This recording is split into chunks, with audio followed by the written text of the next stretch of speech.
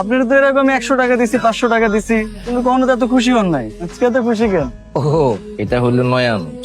নয়া নোট পাইলে আমার খুব ভালো লাগে। এই যে তোমরা ভিক্ষা দাও, কোন টাকাটা দাও? সবচেয়ে পুরানো, সবচেয়ে চিরানো, যেটা মানে জায়গায় রাখা যায় না। আর নয়া নোট কারে দাও? ওই ঈদের সময় বাচ্চা পোলা বান্ধব দাও, মানে নিজে রাখ। এই যে তুমি আমার একটা নয়া নোট দিলা, অর্থাৎ তুমি আমারে তোমার সমান মনে করলা। একটা ভিক্ষুকের জন্য এসে একটা বড় উপহার আর হইতে পারে না বাজান। আপনি তো একজন সাধারণ মানুষ না, অসাধারণ মানুষ, ভিক্ষা করে জীবন কাটাইতেছে। আসলে জীবন অনেক বিচিত্র চাচা। আজকে তাহলে উঠলাম চাচা। হ্যাঁ, দেখতেছি দেখতে দেখতে তুই কত বড় হয়ে গেলি। এখন তো তোরে নিয়ে আমার নয়া টেনশন। ও মাই গড বাবা, আমি এই রিঅ্যাকশনটা খুব ভালো করে চিনি, অনেক সিরিয়ালে দেখছি।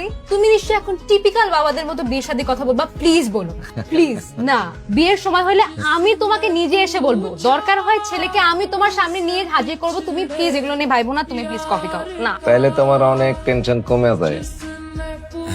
5 টাকার নয়া নোট দেখে খুশি হলেন চাচা? চাচা তাকান তো। বাজান বাজান, আরে আপনি কি না, না, না, চাচা আছেন? আচ্ছা, তুলো না তুলো না ছবি। তুমি কি ছবি তুলছো? দেখি তো বাজান। না না, ছবি না, একটা ছোট্ট ভিডিও যাচ্ছে। এটা মুছা দাও, আমার ভালো লাগে না বাজান। আচ্ছা, ডিলিট করে দিবুন। রান্না ঘরে করলে কি হইতো? এই জন্মদিনের লাগে আবার বাইরে যাওয়ার লাগে। মেয়েটা কষ্ট করে আসছে, আমগোর সাথে বার্থডে করব। রেস্টুরেন্ট বুকিং দিছে, আমগো নিয়ে যাইবো। ভাল লাগতেছে না তোমার? না নিয়ে যাও, তোমার ওই ভাতের হোটেলে নিয়ে আমাকে ভাত খাওয়াই দাও। তাহলে এই হয়েছে তোমাদের? খুবই সুন্দর লাগতেছে। আমাকে কেমন লাগতেছে? তোমাকে তো সবসময় সুন্দর লাগে। কি খাওয়া তোমরা? তুই দে। তাহলে অ্যাপিটাইজারে একটা গ্রিক সালাড নেই, একটা ওনটন দেই, একটা স্প্রিং রোল দেই। হ্যাঁ, আর আচ্ছা রাইস না নুডলস কোনটা খাবা? আচ্ছা ঠিক আছে, রাইস।